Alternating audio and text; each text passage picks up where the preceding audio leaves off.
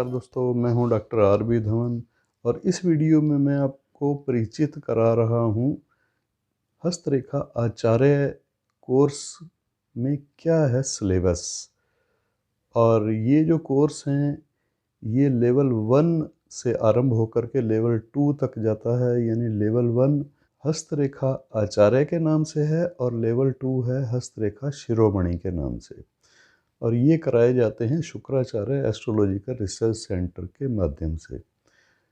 तो इसमें 11 अध्याय, जो पहला पार्ट है लेवल 1 है हस्तरेखा आचार्य के नाम से, वहाँ से हम आपको परिचित कराना आरंभ करेंगे।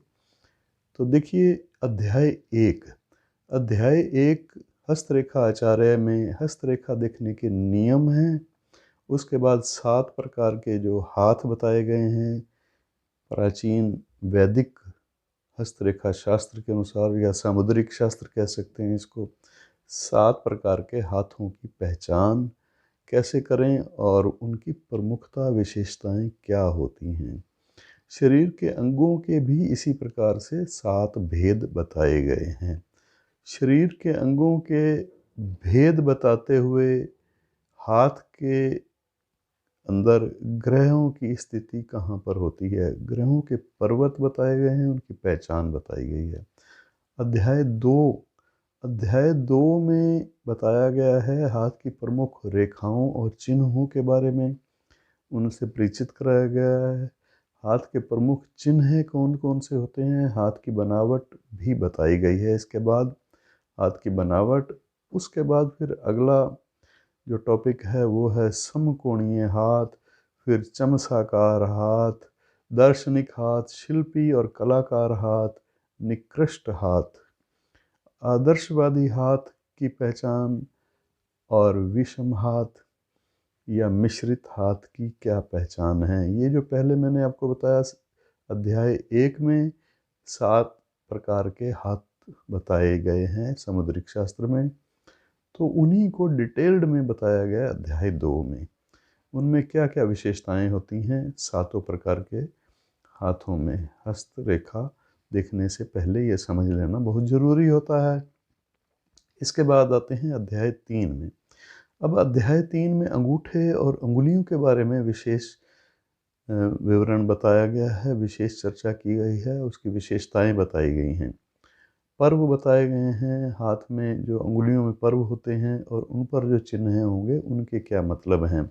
हाथ की उंगलियां और उसके लक्षण साथ साथ बताते हुए नाखून, और नाखून के ऊपर शंख चक्र शुक्ति, नाखून से अपोजिट साइड यानी पर्व के ऊपर जो ऊपर वाला पर्व होता है उंगली में, वहाँ पर होते हैं शंख चक्र शुक्ति आदि के निशान। उनका किस प्रकार से पहचान करें, उनका मतलब क्या है। नाखूनों से स्वभाव को हम कैसे जानें, किसी व्यक्ति के नाखूनों के आकार से भी उसके स्वभाव का पता लग सकता है।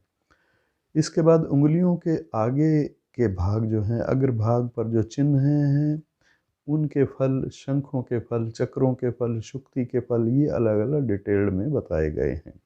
यव चिन्ह का मतलब क्या होता है और वो कहाँ पर होता है। उंगलियों में राशियों का स्थान, जो एक तो पाश्चात्य मत से बताया गया है, दूसरा फिर भारतीय प्राचीन पद्धति जिसको सामुद्रिक शास्त्र के अनुसार वो भी बताया गया है। उंगली पर्व के विचार किए गए हैं, पर्वों का किस प्रकार से हम विश्लेषण करते हैं हस्तरेखा शास्त्र में। उंगलियों के देवता भी होते हैं और तीर्थ स्थान हैं, इनकी क्या विशेषताएं हैं और क्या पहचान है। नाखूनों का संक्षिप्त वर्णन भी आगे किया गया है। स्त्रियों के नाखूनों की थोड़ी अलग डिटेल्ड बताई गई है। अब आ जाते हैं अध्याय 4 में। अध्याय 4 में सूर्य ग्रह का पर्वत और सूर्य ग्रह से संबंधित रेखाएं और चिन्ह तथा उंगली आदि का विवरण बताया गया है। सूर्य प्रधान व्यक्ति का स्वरूप क्या होता है, क्या होते हैं उसका स्वभाव और किस प्रकार की उसकी प्रकृति होती है, नेचर कैसा होता है, आकृति कैसी होती है, इसका सब शुभ अशुभ बताया गया है अध्याय 4 में। स्त्री के हाथ में सूर्य क्षेत्र का विचार करने का नियम थोड़े अलग हैं, तो वो कैसे हैं वो उनके बारे में भी यहाँ पर बताया गया है। सूर्य क्षेत्र की ज़्यादा उच्चता या नीच होना उस पर्वत का, उसके क्या फल हैं, वो किस प्रकार से हमें प्रभावित करते हैं। उच्च सूर्य क्षेत्र का अलग अन्य दूसरे जो सूर्य सूर्य के अलावा क्षेत्र हैं ग्रहों के, उनकी तरफ अगर उस सूर्य पर्वत का झुकाव होता है तो उनके क्या मतलब हैं। सूर्य उंगली और अन्य उंगलियों का परस्पर एक दूसरे की तरफ झुकाव का क्या मतलब है। सूर्य रेखा कहाँ होती है और इसकी पहचान क्या है, इसकी विशेषताएं क्या हैं। सूर्य रेखा उंगली पर चिन्ह अगर हैं तो उन चिन्हों का क्या क्या मतलब होता है। सूर्य चिन्हित विभिन्न क्षेत्रों के फल क्या होते हैं, यहाँ ये बताते हुए सूर्य क्षेत्र पर विभिन्न चिन्हों के फल बताते हुए सूर्य रेखा संबंधित विशेष फलों की भी चर्चा इसमें की गई है अध्याय 4 में। अध्याय 5 में चंद्रमा ग्रह के पर्वतों का विवरण आता है। चंद्र ग्रह के पर्वत और उस पर्वतों पर चिन्ह विशेष प्रकार के जो होंगे उनका क्या मतलब है। हाथ के 7 क्षेत्र, ग्रह क्षेत्र, चंद्र क्षेत्र, इन सब क्षेत्रों का विस्तार पूर्वक वर्णन। पुरुष के हाथ के अंदर चंद्र क्षेत्र का क्या विशेष महत्व है, क्या मतलब है और क्या विशेषताएं लिए हुए होता है। स्त्री के हाथ में चंद्र क्षेत्र की क्या विशेषताएं हैं। चंद्र क्षेत्र की उच्चता या नीचे होना उस पर्वत का, ये क्या बताता है हाथ में। हाथ के विभिन्न ग्रह क्षेत्रों की तरफ चंद्र क्षेत्र का झुकाव या उनका चंद्र क्षेत्र की तरफ झुकाव होना, इसका क्या मतलब है, यहाँ ये भी बताया गया है। मंगल पर्वत की चर्चा की गई है अध्याय 6 में। अब अध्याय 6 में मंगल पर्वत रेखाओं और मंगल से संबंधित चिन्हों का विचार किया गया है। मंगल क्षेत्रीय व्यक्ति की आकृति बताई गई है।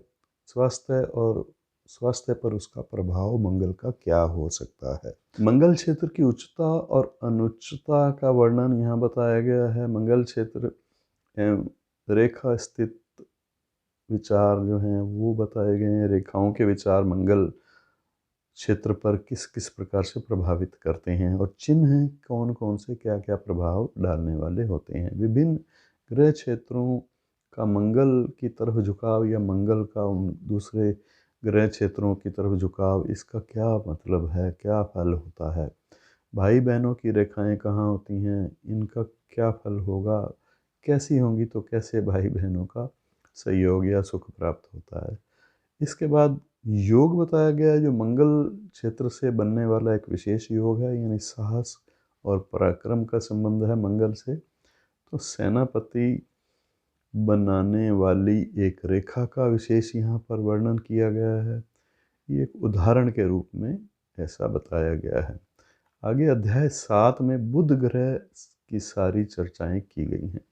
बुध ग्रह का पर्वत कहाँ होता है और रेखाओं का मतलब क्या है। बुध ग्रह के पर्वत पर चिन्हों का क्या मतलब है। बुध क्षेत्रीय व्यक्ति का स्वभाव क्या होता है। बुध जिसका प्रधान हो उस व्यक्ति का स्वभाव किस प्रकार का होता है, आकृति किस प्रकार की होती है, प्रकृति किस प्रकार की होती है। बुध क्षेत्र की उच्चता ज़्यादा हो, ज़्यादा अच्छा हो तो उसके क्या प्रभाव होते हैं, या नीच हो, बुध की नीचता हो बुध पर्वत की तो उसके क्या फल होते हैं। यहाँ ये बताते हुए बुध के अन्य क्षेत्रों की तरफ बुध पर्वत का झुकाव या अन्य पर्वतों का बुध क्षेत्र की तरफ झुकाव का क्या अर्थ होता है, ये विचार विशेष रूप से विस्तार पूर्वक बताते हुए बुध क्षेत्र के शत्रु और मित्र ग्रहों या मित्र क्षेत्रों की पहचान बताई गई है, उनका प्रभाव बताया गया है। बुध उंगली और उस पर चिन्ह किस प्रकार से प्रभावित करते हैं। बुध रेखा और चिन्हों से रोगों का विचार भी किया जाता है और वो कैसे किया जाता है, क्योंकि इसी स्थान पर रोगों की रेखा भी हुआ करती है। बुध उंगली, बुध रेखा का फलादेश भी अलग से बताया गया है।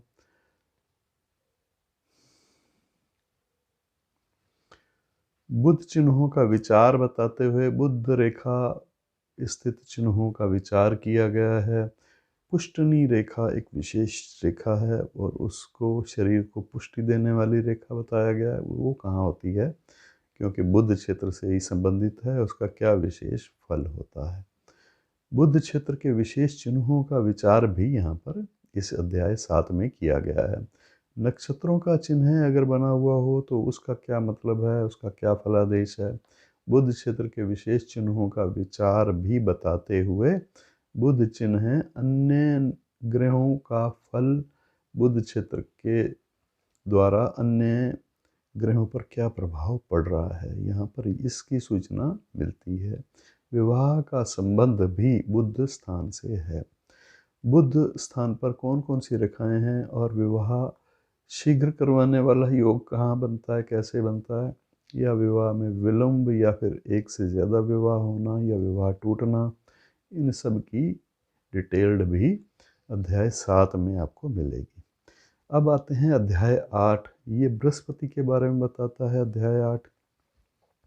बृहस्पति ग्रह का पर्वत रेखाओं और चिन्हों का विचार यहाँ किया गया है। गुरु क्षेत्रीय व्यक्ति की आकृति, प्रकृति और स्वभाव बताया गया है। ज़्यादा अगर गुरु बलवान हो हाथ में तो किस प्रकार की आकृति प्रवृत्ति उसकी होती है। गुरु क्षेत्र से मिलने वाले अनिष्ट फल और या फिर उनका विचार कैसे किया जाता है। स्त्री के गुरु क्षेत्र में विशेष विचार बताया गया है, क्योंकि स्त्री के मामले में बृहस्पति पति का कारक ग्रह होता है, इसलिए उसका विशेष रूप से स्त्री के हाथ में देखना हो तो किस तरह से उसका विचार करना चाहिए, ये बताते हुए फिर अध्याय 8 में गुरु क्षेत्र की उच्चता और अनुच्चता या अधिक से अधिक उच्चता के भी क्या परिणाम होते हैं। उच्च गुरु क्षेत्र के अन्य क्षेत्रों की तरफ झुकाव का क्या फल होता है। गुरु क्षेत्र के साथ अन्य ग्रहों का प्रभाव अगर मिक्स हो जाता है,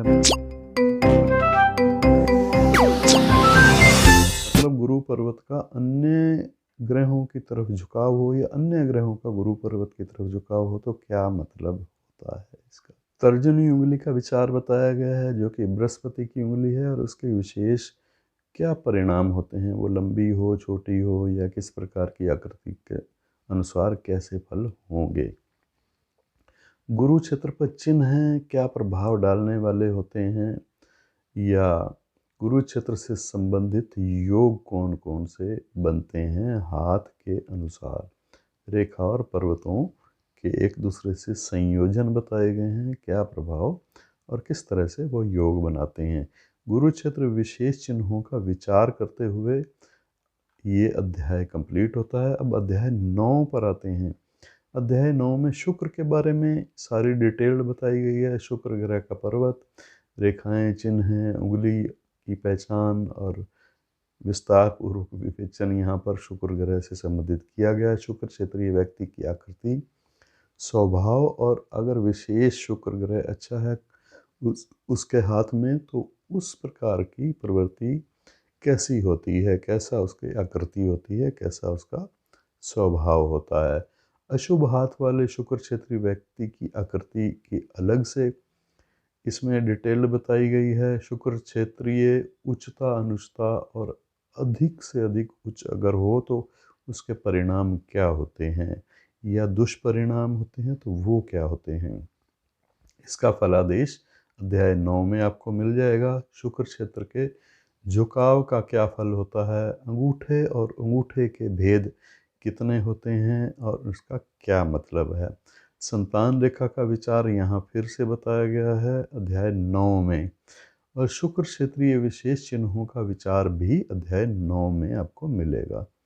अब अध्याय 9 में अंत में ये बताया गया है कि शुक्र क्षेत्र पर चिन्ह का क्या फल होता है, या शुक्र क्षेत्र का अन्य ग्रह क्षेत्रों की तरफ झुकाव या अन्य ग्रह क्षेत्र यानी पर्वत उनका शुक्र क्षेत्र की तरफ झुकाव का क्या मतलब होता है, क्या फल होता है इसका।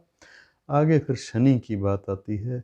शनि ग्रह की चर्चा अध्याय 10 में की गई है। अध्याय 10 में शनि ग्रह जो कि मध्यमा उंगली को रिप्रेजेंट करता है। मध्यमा उंगली, बीच वाली उंगली शनि रेखा जो कहते हैं इसको, यही रेखा भाग्य रेखा भी कहलाती है। और चिन्ह इस क्षेत्र पर क्या मतलब रखते हैं। भाग्य और धन रेखा तथा व्यवसाय का विचार भी यहाँ किया गया। अध्याय 10 में शनि क्षेत्रीय व्यक्ति की आकृति और प्रकृति का विचार किया गया, उसका स्वभाव कैसा होता है। भारतीय मतों शनि क्षेत्रीय व्यक्ति की आकृति और प्रकृति का विचार भी बताया गया है। शनि क्षेत्र की उच्चता और अनुच्चता या अति उच्चता का क्या मतलब है, क्या इसके फल भेद हैं। शनि क्षेत्र के शत्रु मित्र ग्रहों का भी विचार यहाँ पर करते हुए आगे अध्याय 10 में बताया गया कि शनि क्षेत्र का अन्य क्षेत्रों पर झुकाव क्या फल प्रकट करता है। उच्च शनि के साथ अन्य उच्च क्षेत्रीय ग्रहों के फल किस प्रकार से मैच करते हैं, आपस में किस प्रकार से टकराते हैं या फिर सहयोग करने वाले होते हैं। मध्यमा उंगली यानी शनि की उंगली का विचार भी विशेष रूप से किया गया है। शनि पर्वत का विचार करते हुए अध्याय 10 में शनि क्षेत्र पर चिन्ह है और अन्य ग्रहों की तरफ शनि ग्रह के पर्वत का झुकाव का फल भी बताया गया है। शनि क्षेत्र का विशेष चिन्ह है अगर होते हैं तो उनके चिन्हों के अलग अलग फल बताए गए हैं। शुक्र और शनि मुद्रिका, ये भी बहुत विशेष पहलू है हस्तरेखा में। इसके क्या फल होते हैं और क्या इसकी पहचान है। आगे अध्याय 11 जो कि अंतिम अध्याय है, हस्तरेखा आचार्य, जो लेवल 1 कोर्स है हस्तरेखा का। शुक्राचार्य एस्ट्रोलॉजिकल रिसर्च सेंटर में ये कोर्स करवाए जाते हैं और ये कोर्स 6 महीने में पत्राचार के माध्यम से आप कर सकते हैं, घर बैठे कर सकते हैं। और इसमें एडमिशन लेने के बाद अंत तक आपको कोई एक्स्ट्रा चार्जेस नहीं देना होता, सब कुछ इंक्लूड है फीस में ही। इसमें स्टडी मटेरियल आपको प्रिंटेड दिया जाता है और अगर आपको डाउट्स क्लास कोई चाहिए तो एक क्लास डाउट्स क्लियर कराने के लिए भी आपको ऑनलाइन प्रोवाइड करवाई जाती है। जूम क्लास होगी, आप घर बैठ कर के अपनी सुविधा के अनुसार अपने सारे डाउट्स क्लियर कर सकते हैं। अब अध्याय 11 की चर्चा चल रही थी। अध्याय 11 में हस्तरेखा आचार्य में राहु के बारे में बताया गया है। राहु क्षेत्र और केतु क्षेत्र, इनके क्या मतलब हैं, कहाँ होते हैं राहु का क्षेत्र और राहु रेखा, राहु क्षेत्र पर चिन्ह हैं, इन सब का विचार बताते हुए राहु क्षेत्र वाले व्यक्ति का स्वभाव क्या होता है। राहु क्षेत्र जिसका विशेष प्रकार का हो उसका स्वभाव की यहाँ पर बात हो रही है। वो स्वभाव कैसा होगा, उसकी मानसिक प्रवृत्ति कैसी होगी, शारीरिक आकृति कैसी होगी। राहु क्षेत्र की उच्चता या अनुच्चता, राहु क्षेत्र से विचारणीय विषय जितने भी हो सकते हैं उन सब का विचार अध्याय 11 में किया गया है। केतु क्षेत्र का विस्तार पूर्वक इसी प्रकार से चर्चा की गई है। केतु क्षेत्र का विचार किया गया है। मणिबंध स्थान का विचार किया गया है। मणिबंध पर कितनी रेखाएं होने का क्या मतलब है। मणिबंध जो कि केतु का क्षेत्र है वहाँ पर किस किस प्रकार के चिन्हों का क्या मतलब होता है। तो ये 11 अध्यायों में ये लेवल 1 इस कोर्स को पत्राचार के माध्यम से आप ज्वाइन कर सकते हैं और आप आवेदन फार्म ले सकते हैं www.shukracharya.com। ये स्क्रीन पर भी आपको दिखाई दे रहा होगा, वेबसाइट का एड्रेस है। वेबसाइट पर आप एकेडमी में जाएंगे, कोर्सेज़ में जाएंगे और कोर्सेज़ में आपको डाउनलोड कर लेना है फार्म, और फार्म को आपने भर करके अपने फ़ोटो के साथ या तो हमें ईमेल कर दें या फिर व्हाट्सएप नंबर दिया गया है, व्हाट्सएप भी कर सकते हैं। फीस आपको ऑनलाइन ही पे कर देनी है यहीं पर, या फिर आप अलग से भी फ़ोन पर बात करके फीस पे करने का तरीका समझ सकते हैं। धन्यवाद। इस वीडियो में जितने भी आपको कंटेंट बताए गए हैं कोर्स से संबंधित, वो सभी हस्तरेखा आचार्य लेवल 1 जो पार्ट 1 है उसके हैं। लेवल 2 जो हस्तरेखा शिरोमणि है, इसकी चर्चा भी दूसरे वीडियो में मैं करूँगा। नमस्कार।